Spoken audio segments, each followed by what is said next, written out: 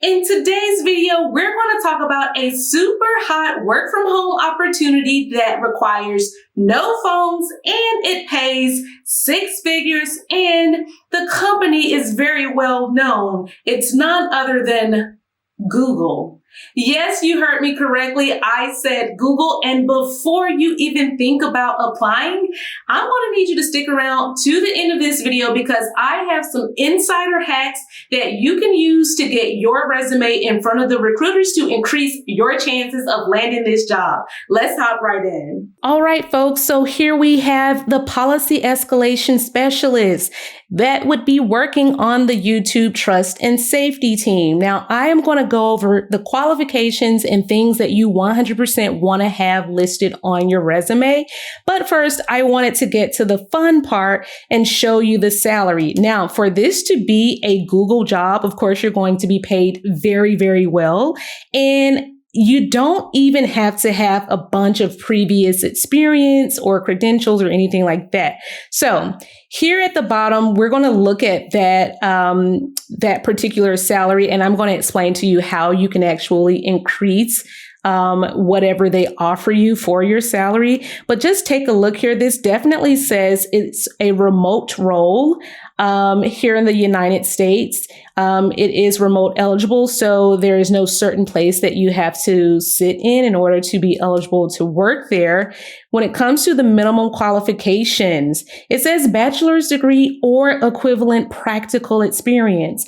What is practical experience? Well, if you've worked anywhere, such as in a call center where you had to work with customers in some sort of operational center, or you were a social media manager, or let's say that you worked in a claims department for an insurance company, all of that is going to qualify as practical experience. So if you don't have a degree, it's totally fine. There are plenty of people that work at Google that do not have degrees. Any experience in project and process management is a plus. And of course, the minimum ability to be able to work non-standard work hours as needed, because as we know, Google is a 24/7 company. So you might be working any shift, whether it's first, second, third, maybe weekends. Just keep that in mind. So preferred qualifications: experience reviewing content and or answering user questions. So if you've ever worked like in a job that had some sort of chat support, or you worked in a job where you had to answer comments on a Facebook or on, some sort of job board, then this would be perfect relevant experience for you. Now, they also call out experience in content policy, anti-abuse, or customer support operations. So again, any job that you've had where you had to be mindful of a policy, maybe you had to recite some sort of compliance or guidelines or something before you could talk to a customer or before you could review their account, all of that is relevant experience. And of course, they want you to build relationships with partners, work through ambiguity, have some analytical skills, and have some good communication skills. These are all things that we all have. And trust me, anything that you don't have, Google is really well known for investing in the people that they hire and just like prepping them to be the best that they can be at their job. So even if you've only been working a couple of years, this could still be a really good entry role level for you. So what are you going to be doing? Well, you will manage policy escalations from start to finish, driving consensus across stakeholders. Now, I just want to point out this bottom bullet here. It says that you're going to review controversial and offensive video content in line with YouTube's community guidelines.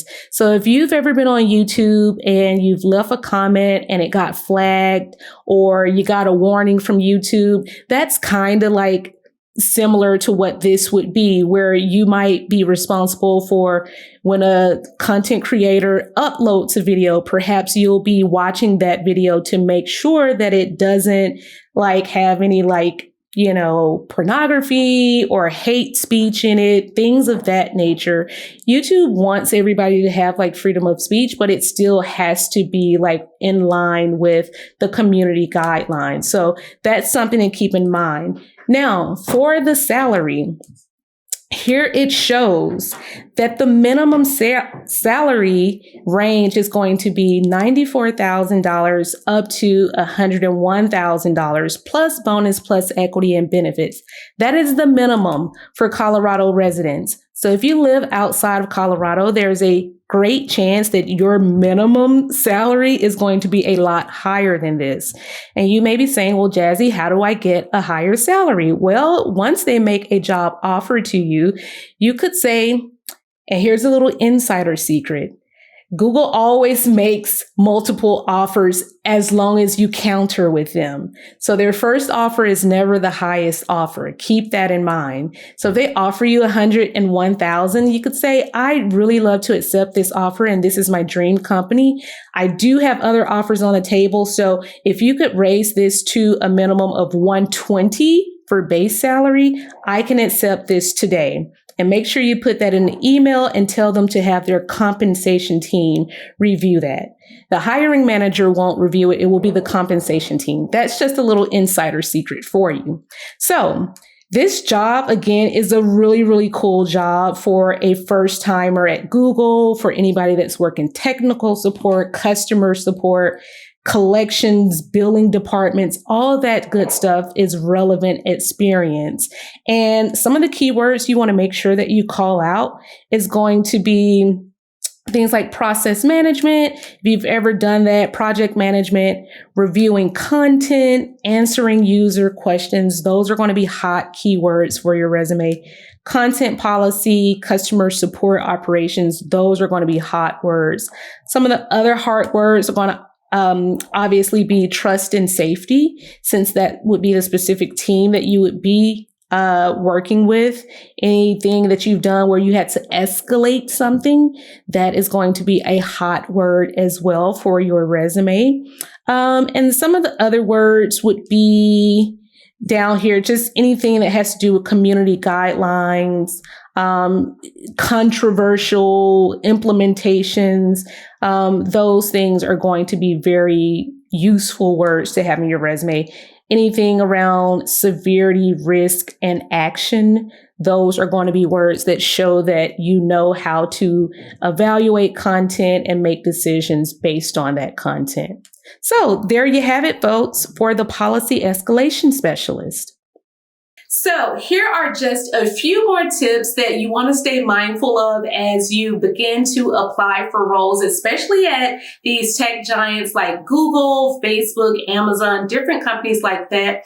When it comes to Google, Google has their, they accept applications on what's considered a rolling basis, meaning that even if they close down a requisition, there may still be a recruiter that reaches out to you and taps you on the shoulder, or they'll probably send you an email that says, hey, we saw that you applied to this role. Even though it's no longer available, we want to do a phone screen for a similar role. Or they may reach out to you and just kind of say, hey, wanted to shoot you an email to touch base with you to see what areas of collaboration or what areas of sales support you might be interested in, so that we can try and find a good fit for you. So they have really awesome recruiters that aren't just like your typical recruiters. They actually try to keep a good relationship with you, especially if you have a really good resume. And again, I do have templates down below.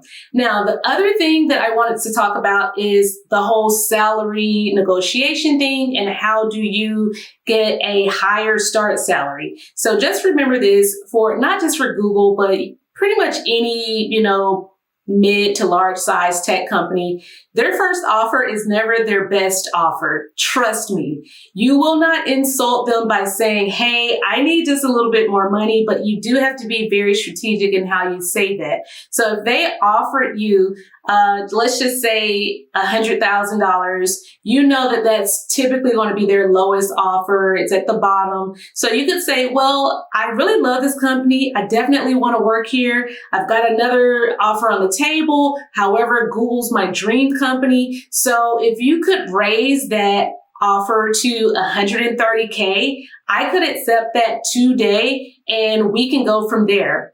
You don't even have to put a whole lot on it. People try to throw in the whole I got experience and blah, blah, blah, blah. And, they just give this whole spiel. And when really it's in the compensation teams, it's the comp team that decides how much you will ultimately be offered. It is not the hiring manager's decision when it comes to how much money to offer you. So that is another little insider hack or, just insider knowledge that most people don't have.